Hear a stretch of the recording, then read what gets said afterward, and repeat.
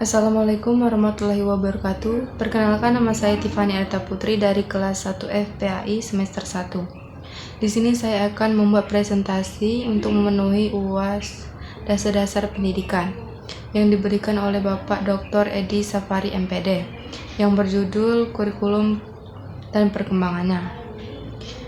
Kurikulum merupakan komponen yang sangat penting dalam keberhasilan pendidikan. Tanpa adanya kurikulum yang baik dan tepat, maka akan sulit dalam mencapai tujuan dan sasaran-sasaran pendidikan yang dicita-citakan. Baik, langsung saja ke pembahasan. Latar belakang kurikulum. Kurikulum pendidikan di Indonesia kerap kali berubah setiap ada pergantian materi pendidikan, sehingga mutu pendidikan Indonesia hingga kini belum memenuhi standar mutu yang jelas dan mantap. Dalam perjalanan sejarah sejak tahun 1945, kurikulum pendidikan nasional telah mengalami perubahan, yaitu pada tahun 1945, 1952, 1964, 1968, 1975, 1984, 1994, 2004, dan 2006. Perubahan tersebut merupakan konsekuensi logis dari terjadinya perubahan sistem politik, sosial budaya, ekonomi, dan iptek dalam masyarakat berbangsa dan bernegara. Sebab kurikulum sebagai perangkat rencana pendidikan perlu dikembangkan sesuai dengan tuntutan dan perubahan yang terjadi di masyarakat. Definisi kurikulum. Kurikulum adalah seperangkat rencana dan pengaturan pembelajaran yang melibatkan tujuan, bahan ajar, metode pengajaran, serta penilaian untuk mencapai hasil pendidikan tertentu dalam suatu sistem pendidikan. Ada juga definisi kurikulum menurut Kamus Webster. Kurikulum adalah sejumlah mata pelajaran atau kuliah di sekolah untuk perguruan tinggi yang harus ditempuh untuk mencapai suatu ijazah atau tingkat. Juga keseluruhan pelajaran yang disajikan oleh suatu lembaga pendidikan. Kurikulum dapat diklasifikasikan berdasarkan beberapa aspek, yaitu 1. Berdasarkan tujuan. Kurikulum dasar menitik beratkan pada penguasaan materi ajar. Kurikulum menengah mengembangkan keterampilan dan pemahaman yang lebih mendalam.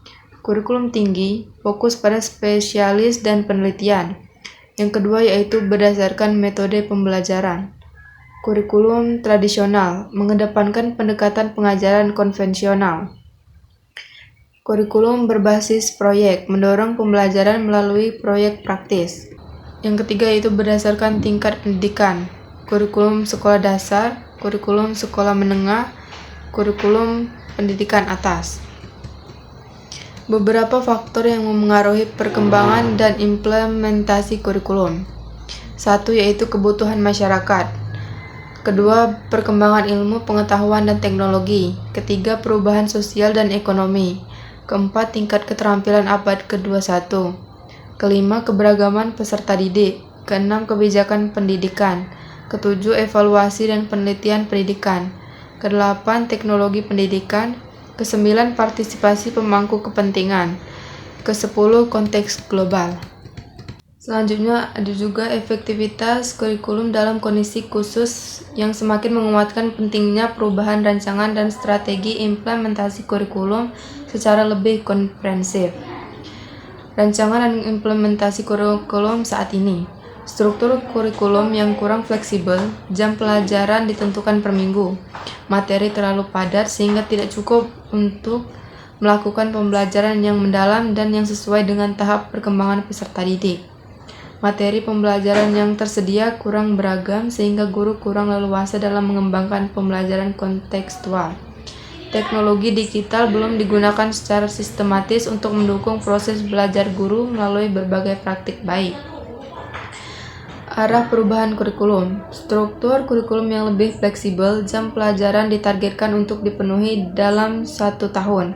Fokus pada materi yang esensial, capaian pembelajaran diatur per fase, bukan per tahun. Memberikan keleluasaan bagi guru menggunakan berbagai perangkat ajar sesuai kebutuhan dan karakteristik peserta didik. Selanjutnya, aplikasi yang menyediakan berbagai referensi bagi guru untuk dapat terus mengembangkan praktik mengajar secara mandiri dan berbagai praktik baik.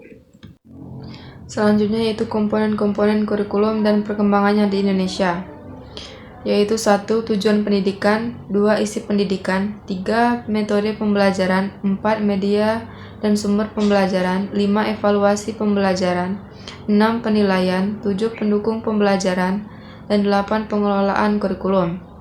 Pemerintah Indonesia secara periodik melakukan pembaruan kurikulum sebagai respons terhadap perkembangan global, perkembangan ilmu pengetahuan, dan tuntutan kebutuhan masyarakat. Ini mencerminkan komitmen untuk mempersiapkan generasi muda menghadapi tantangan masa depan dengan pengetahuan dan keterampilan. Yang terakhir yaitu kesimpulan. Pasca kemerdekaan, kurikulum pendidikan nasional telah mengalami beberapa kali perubahan, yaitu pada tahun 1947, 1952, 1964, 1968, 1975, 1984, 1994, 2004, 2006, dan 2013. Perubahan tersebut merupakan konsekuensi logis dari terjadinya perubahan sistem politik, sosial budaya, ekonomi, dan iptek dalam masyarakat berbangsa dan bernegara. Baiklah, hanya itu saja yang dapat saya sampaikan.